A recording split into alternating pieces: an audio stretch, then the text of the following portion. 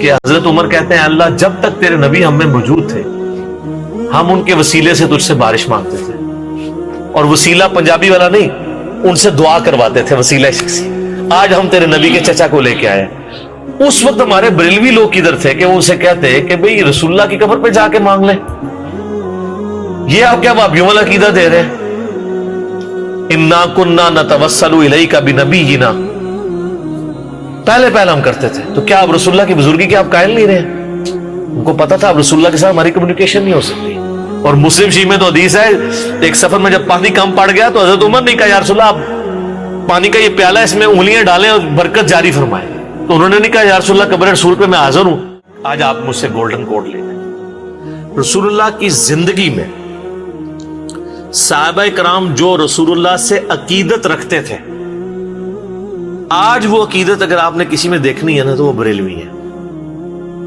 اور رسول اللہ کی وفات کے بعد صحابہ کرام جو رسول اللہ سے عقیدت رکھتے تھے، وہ عقیدت اگر آپ نے دیکھنی ہے تو وہ اہل حدیث ہے۔ سبحان۔ میں نے صدیوں کی ہزاروں صفحوں کی کتابوں کو ایک جملے میں سمو دیا۔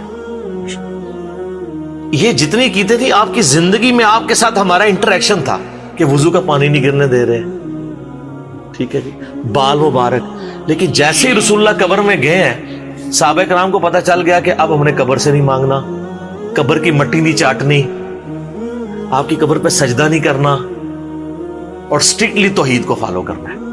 جو آج اہل حدیث رونا روتے ہیں، جس کی وجہ سے اہل حدیث کو وہ کہتے ہیں گستاخ رسول ہے، تو جو عقیدت رسول اللہ کی زندگی میں صحابہ کرام کی رسول اللہ کے ساتھ تھی وہ بریلویوں میں۔ ہم اس عقیدت کو غلط نہیں سمجھتے، ہم اس عقیدت کو عین ایمان سمجھتے ہیں، لیکن اس کو اس غلوف کے درجے پہ نہ لے جائیں، اس کو اسی پروٹوکول کے ساتھ رکھیں۔ آج رسول اللہ زندہ ہوں تو واللہ میں آپ سے کبھی نہیں کہوں گا کہ آپ جا کے صلاۃ الحاجات پڑھیں، میں آپ کو شارٹ کٹ بتاؤں گا کہ بھی صحابہ کا مسئلہ ہوتا سیدھا، یا رسول اللہ بارش نہیں ہو رہی، آپ نے تو کبھی نہیں کہا یار کعبے جا کے 2 نفل پڑھ اللہ کو مانگ، آگ نیچے نہیں ہے بارش شروع۔ صحیح بخاری، ایک صحابی کی ڈیوٹی لگائی، کام کر کے وہ قلعے سے چھلانگ لگائی، پنڈلی کی ہڈی ٹوٹ گئی، آپ کے پاس آئے عبداللہ ابن عتیق، اور اپنی پگڑی اتار کے انہوں نے اپنی پنڈلی باندھی ہوئی تھی، اسی ہونے تو پہلے کہتے یا رسول اللہ لات پنوا لی تھوڑے پیچھے ویکھ لو، آ کے پوری رپورٹنگ کی یا رسول اللہ آپ نے جو کام کہا تھا، بتایا تک نہیں کہ میری پنڈلی کی ہڈی ٹوٹ گئی ہے۔ وہ تو حضور نے لنگڑاتے ہوئے دیکھا تھا، پر میں یہ کیا ہوا کہ یا رسول اللہ چھلانگ ماری تھی تو میں اللہ کہتے ہیں دوبارہ کبھی درد نہیں ہوئی۔ مولا علی کے بارے میں بخاری مسلم میں غزوہ خیبر پہ شعبہ چشم میں آنکھیں ہی نہیں کھل رہی ہیں۔ تو رسول اللہ صلی اللہ علیہ وسلم جب تک زندہ تھے نا، آج بھی زندہ ہے اپنی قبروں میں آخرت کی زندگی کے ساتھ، اس دنیاوی زندگی میں تو اس کا پروٹوکول دنیاوی زندگی والا تھا، جیسے ہی قبر میں گئے تو آخرت کا پروٹوکول شروع ہو گیا۔ پھر صحابہ کرام نے وہ عقیدت رکھی ہے جو آپ علیہ السلام کی ڈیمانڈ تھی، وہ وضو کا پانی اپنے چہرے پہ ملنا، آپ علیہ السلام کا بلغم لینا، آپ کے بال مبارک سے عقیدت یہ بھول نہیں گئے تھے، لیکن ان کو پتا تھا اب ہمارا کمیونیکیشن گیپ ہے، قیامت والے دن ملیں گے انشاءاللہ تعالی، پھر وہی کچھ کریں گے جناب کہ جو اس دنیا میں صحابہ کرام کرتے رہے۔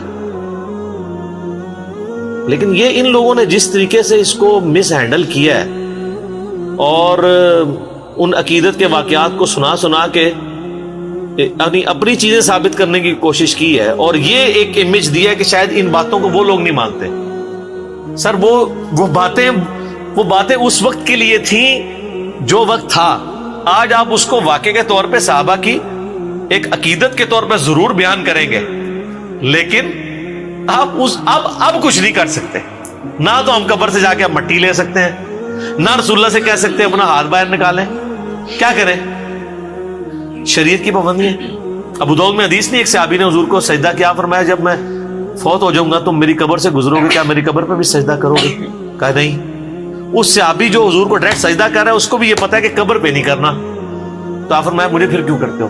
اگر میں سجدہ جائز سمجھتا تو بیویوں سے کہتا اپنے خامدوں کو سجدہ کریں اس حق کے سبب جو اللہ نے دیا ہے۔